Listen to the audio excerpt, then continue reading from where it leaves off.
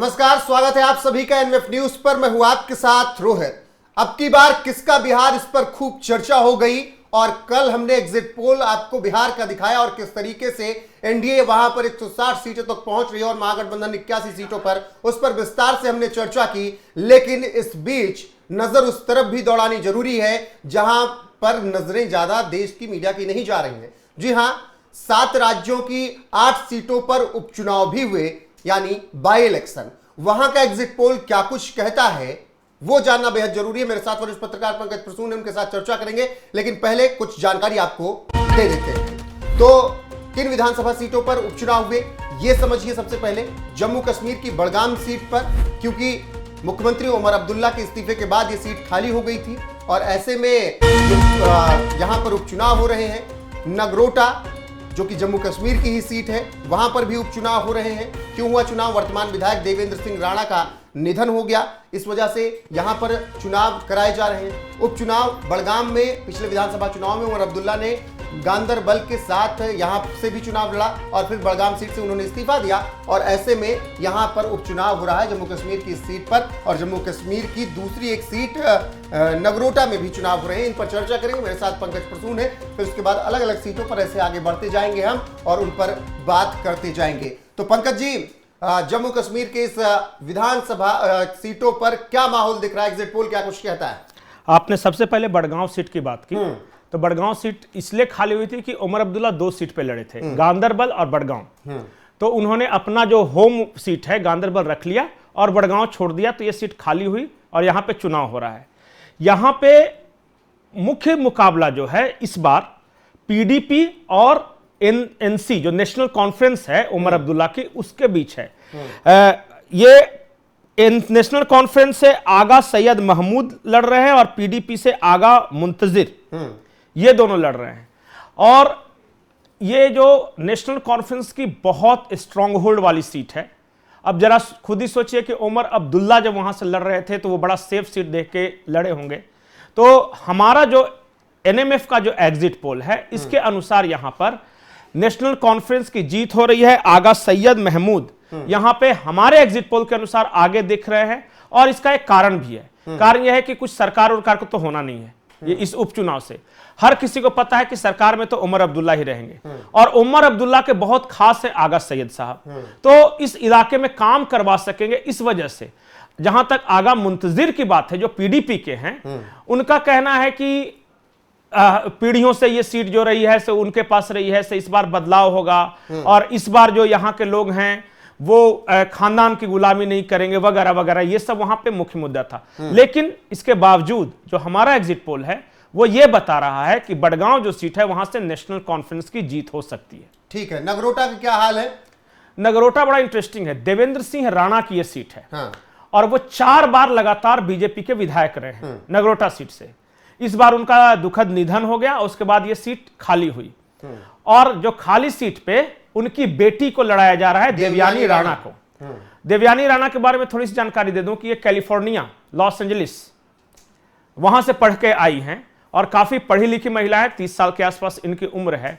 ये पिता के राजनीतिक वारिस के रूप में चुनाव लड़ रही है। चूंकि पिता का निधन भी हो गया तो सिंपैथी भी है इनके प्रति। इसके अलावा यहां एक कुंवर सिंह हुआ करते थे, जोगिंदर सिंह, ये लड़ते थे, पिछली बार लड़े थे नेशनल कॉन्फ्रेंस से और देवेंद्र सिंह राणा उनके बीच मुकाबला होता था।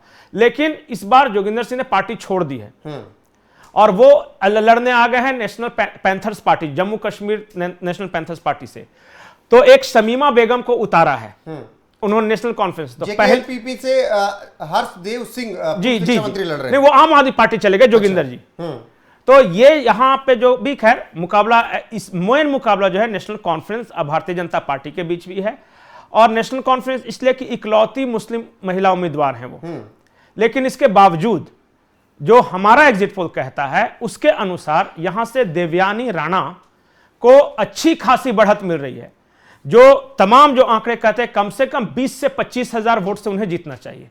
इतना बड़ा मार्जिन मुकाबला, लेकिन बीजेपी ये सीट निकाल सकती है। हाँ, बीजेपी ये सीट निकाल रही है जी। तो कुल मिलाकर बड़गाम से एनसी के कैंडिडेट उपचुनाव में जीतते हुए नजर आ रहे हैं एग्जिट पोल में, और दूसरी तरफ नगरोटा से बीजेपी की उम्मीदवार देवयानी राणा जीतती हुई नजर आ रही हैं। ये जम्मू कश्मीर के उपचुनाव के एग्जिट पोल अभी जो आपके सामने हमने रखे वो हैं। बाकी अब आगे बढ़ते हैं, आगे की सीटों पर किस तरीके से आगे की सीटों पर माहौल बन रहा है। अंतर राजस्थान की सीट है, यहां पर भी उपचुनाव है और बेहद ही खास है। क्यों हुआ चुनाव? विधायक कंवर लाल के डिस्क्वालिफिकेशन के बाद ये चुनाव यहां पर हो रहा है।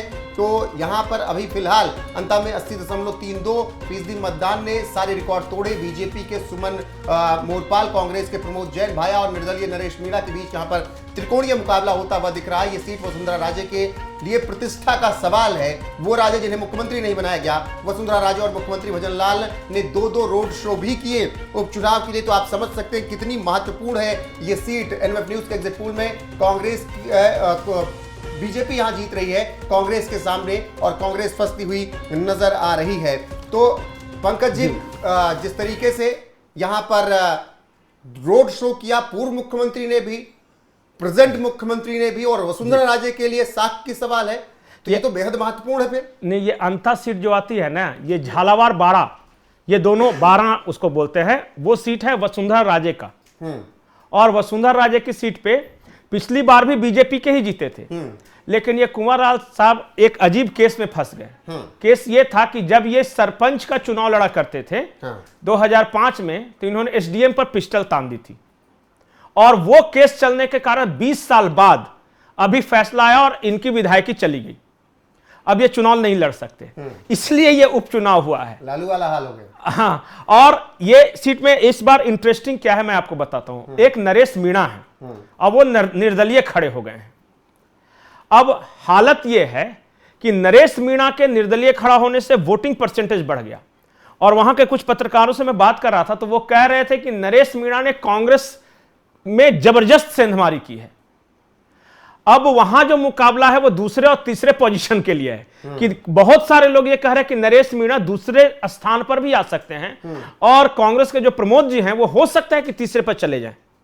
लेकिन फिर भी जो हमारा जो एग्जिट पोल है वहां कांग्रेस और बीजेपी के बीच भी मुकाबला बताया जा रहा है और बीजेपी इसमें से आराम से निकल रही है, थोड़ा सा बढ़त बनाए हुए है। तो जी। राजस्थान की एक सीट जो है अंता, वहां पर मुकाबला है कांग्रेस और बीजेपी के बीच, लेकिन उपचुनाव में बीजेपी के कैंडिडेट लीड लेते हुए नजर आ रहे हैं। अगली सीट पर अगर चले, अगली सीट की चर्चा करें तो अगली सीट झारखंड की घाटशिला है। बेहद महत्वपूर्ण चुनाव ये भी है। जेएमएम विधायक रामदास सोरेन का निधन हुआ, इसीलिए सीट खाली हुई। फिर उपचुनाव यहां पर हो रहा है। जेएमएम के मंत्री रामदास सोरेन के निधन से सीट खाली होने के बाद घाटशिला में उपचुनाव कराए जा रहे हैं। भाजपा की ओर से पूर्व मुख्यमंत्री चंपई सोरेन के बेटे बाबूलाल सोरेन उम्मीदवार बनाए गए हैं। एनएमएफ न्यूज के एग्जिट पोल में जेएमएम के सोमेश सोरेन जीत सकते हैं चुनाव, यानी पूर्व मुख्यमंत्री चंपई सोरेन के बेटे बाबूलाल सोरेन यहां से पिछड़ते हुए नजर आ रहे हैं। ये घाटशिला उपचुनाव का एग्जिट पोल एनएमएफ न्यूज का नजर आ रहा है। पंकज जी, जिस तरीके से चुनाव हुए थे, जेएमएम ने वहां पर सत्ता में वापसी की थी, तमाम परेशानियों से जूझे थे। चंपई सोरेन को मुख्यमंत्री भी बनाया, लेकिन चंपई सोरेन उसके बाद टूट कर चले गए बीजेपी में। लेकिन अब उनके बेटे के लिए मुश्किल सीट हो रही है उपचुनाव में घाटशिला। घाटशिला के बारे में बता दूं कि पिछले जो विधानसभा चुनाव हुए तो रामदास सोरेन जो कि मंत्री रहे वो बाबूलाल सोरेन को ही हराए थे, चंपई सोरेन के बेटे को ही हराए थे। और इस बार रामदास सोरेन का निधन हो गया और निधन भी बड़ा अजीब। जमशेदपुर में अपने बाथरूम से निकलते वक्त उनका पैर फिसला और फिर ब्रेन हेमरेज के कारण उनका निधन हुआ। इस बार जो सोमेश सोरेन हैं, रामदास सोरेन के बेटे, वो हैं और सामने चंपई सोरेन के बेटे हैं। लेकिन फिर भी सिंपैथी भी है सोमेश सोरेन के प्रति और पूरा राज्य में जो समीकरण है, आदिवासी बहुल सीट है, ये आदिवासी ही लड़ सकता है, एसटी सीट है। तो पूरा हेमंत सोरेन वहां पे लगे हुए हैं, कल्पना सोरेन है, पूरा सरकार की मशीनरी वहां पे लगी हुई है और चंपई सोरेन मोर और लेस अकेले ये चुनाव लड़ रहे हैं क्योंकि बीजेपी के जो बाकी नेता हैं वो इस सीट पे उतने प्रभावी नहीं है। तो जो भी वोट है वो चंपई सोरेन की छवि से ही आ रहा है और वही ज्यादा लड़ रहे हैं। लेकिन इसके बावजूद सोमेश सोरेन हमारे एग्जिट पोल के अनुसार यहां से निकलते दिख रहे हैं, उनकी जीत हो सकती है। बिल्कुल। तो झारखंड के उपचुनाव में यहां पर जेएमएम का एक और विधायक बढ़ता हुआ नजर आएगा, बनता हुआ। हालांकि जेएमएम के विधायक के निधन के बाद ही ये सीट खाली हुई थी और उनके बेटे सोमेश सोरेन यहां से उपचुनाव में लीड लेते हुए नजर आ रहे हैं। नतीजे 14 को आएंगे तो एग्जैक्ट आंकड़े क्या होंगे वो आपके सामने होंगे। एनएमएफ न्यूज पर लगातार वो आंकड़े आपको मिलते रहेंगे। बाकी देश और दुनिया की खबरों के लिए आप एनएमएफ न्यूज के यूट्यूब के साथ साथ एनएमएफ न्यूज की वेबसाइट newsnwf.com पर जाकर वहां पर देश और दुनिया, बिहार चुनाव और उपचुनाव से जुड़ी हुई खबरें पढ़ सकते हैं। अब चलते हैं अगली सीट पर। अगली सीट बेहद महत्वपूर्ण, ओवैसी के गढ़ में, कांग्रेस के गढ़ में, तेलंगाना की जुबली हिल्स। क्यों हो रहा है चुनाव? मंगाती गोपीनाथ के निधन से ये सीट खाली हुई, जिसके बाद यहां पर चुनाव कराए जा रहे हैं। जुबली हिल्स उपचुनाव में कुल 58 उम्मीदवार मैदान में है, तो आप समझ सकते हैं कि कितना बड़ा यहां पर उपचुनाव होने जा रहा है। 58 उम्मीदवार। बीआरएस के विधायक के निधन के बाद यह सीट खाली हुई। भाजपा के दीपक रेड्डी, कांग्रेस के नवीन यादव और बीआरएस की मंगती, यहां पर जिस तरीके से मंगती सुनीता को सहानुभूति वोट मिल रहा है, ऐसा कहा जा रहा है। मुख्यमंत्री रेवंत रेड्डी के मुस्लिमों पर दिए बयान पर मुस्लिम बट गया है और तमाम विवाद भी हुए थे। एनएमएफ न्यूज के एग्जिट पोल में बीआरएस की मंगती सुनीता जीत सकती हैं, क्योंकि उन्हें चुनाव में सिंपैथी वोट मिल रहा है। बाकी 58 उम्मीदवार हैं। ये वो गढ़ जहां कांग्रेस की सरकार, ओवैसी का भी अच्छा होल्ड है। पंकज जी, 58 उम्मीदवार उपचुनाव में। जी बिल्कुल। और इंटरेस्टिंग क्या है पता है? कांग्रेस को समर्थन दिया है ओवैसी ने। कांग्रेस के नवीन यादव को जिताने की अपील की है ओवैसी ने। तो ऐसा लग रहा था एक समय कि पूरा जो मुसलमानों का वोट है वो कांग्रेस उम्मीदवार नवीन यादव को मिलेगा।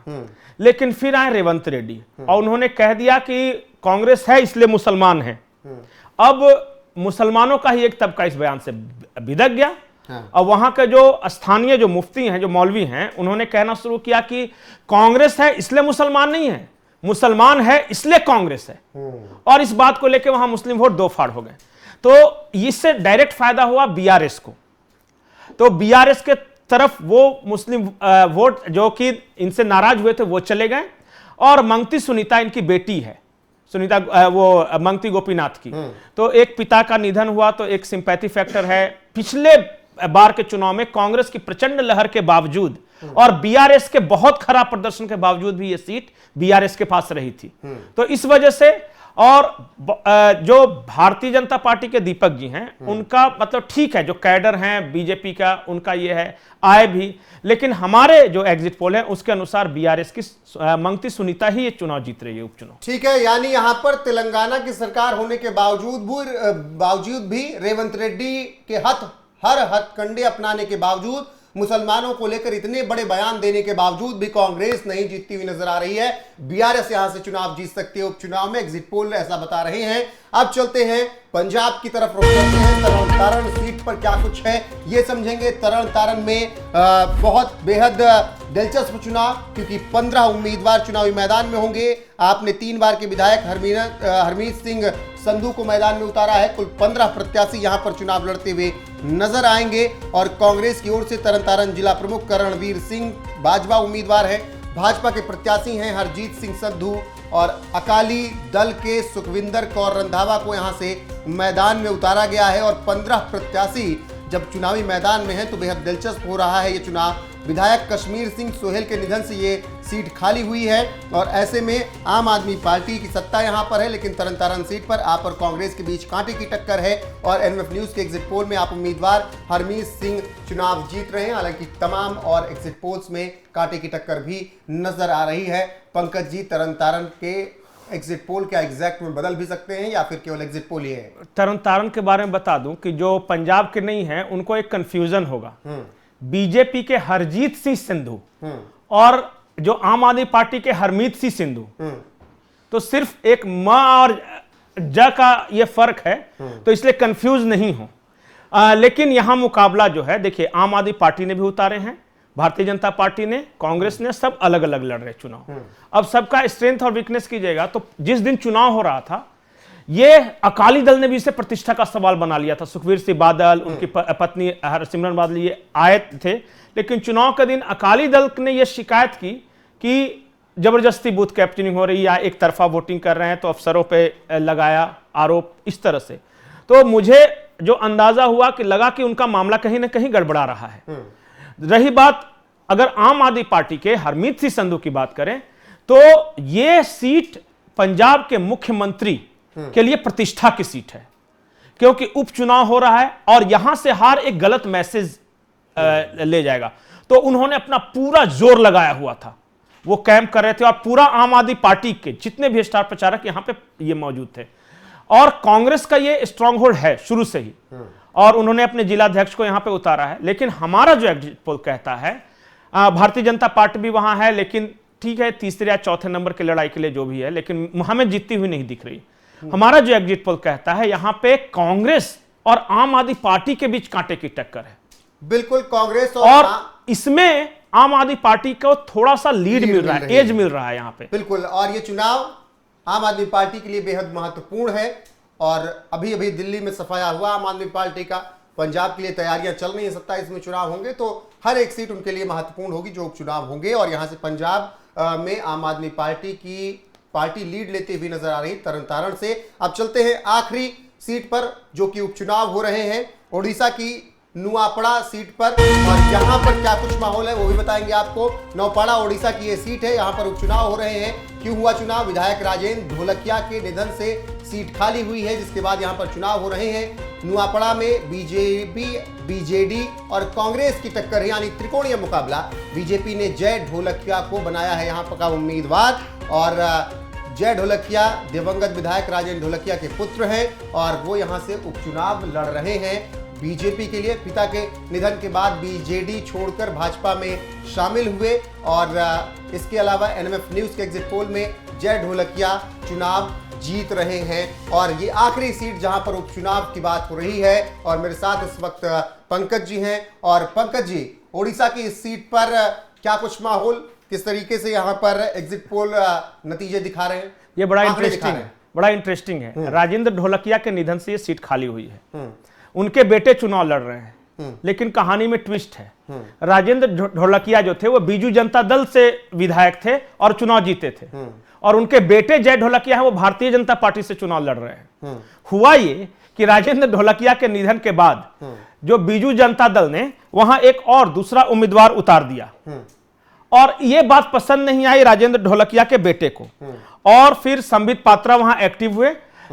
राजेंद्र ढोलकिया के बेटे जय ढोलकिया को शामिल कराया गया और उन्हें टिकट दिया गया। बीजेडी ने स्नेहांगिनी छुरिया को उम्मीदवार बनाया, और यही बात जय ढोलकिया को पसंद नहीं आई और वो भारतीय जनता पार्टी से लड़ने लगे। अब हुआ यह है कि राजेंद्र ढोलकिया के जो पर्सनल लोग हैं वो आ गए हैं बीजेपी के उम्मीदवार के पक्ष में, उनके बेटे के तरफ, और जो संगठन है बीजू जनता दल का वो है स्नेहांगिनी छुरिया की तरफ। ऐसे में एक और है घासीराम मांझी जो कांग्रेस के उम्मीदवार हैं। घासीराम मांझी यहां पे बीजू जनता दल को ही नुकसान पहुंचा रहे हैं। ये सीट में एक तो सिंपैथी फैक्टर पिता का, दूसरा भारतीय जनता पार्टी की सरकार भी है। मोहन मांझी का ये पहला उपचुनाव है, इसलिए उनके लिए प्रतिष्ठा की सीट है। हमारे एग्जिट पोल में जय ढोलकिया भारतीय जनता पार्टी के जीतते दिख रहे हैं। ठीक है, तो ये वो 8 सीटें जहां पर उपचुनाव, और वहां पर एग्जिट पोल क्या कुछ बता रहे हैं वो आपके सामने। बाकी एग्जैक्ट पोल 14 नवंबर को आपको एनएमएफ न्यूज पर मिलते रहेंगे लगातार। बिहार विधानसभा चुनाव के भी नतीजे और इन 8 सीटें जहां उपचुनाव हुए हैं उनके भी नतीजे आपको मिलते रहेंगे। बाकी बने रहिएगा हमारे साथ, लगातार आपके पास एनएमएफ न्यूज तमाम अपडेट्स लेकर आता रहेगा। फिलहाल के लिए बस इतना ही। पंकज, आपका बहुत बहुत शुक्रिया, नमस्कार।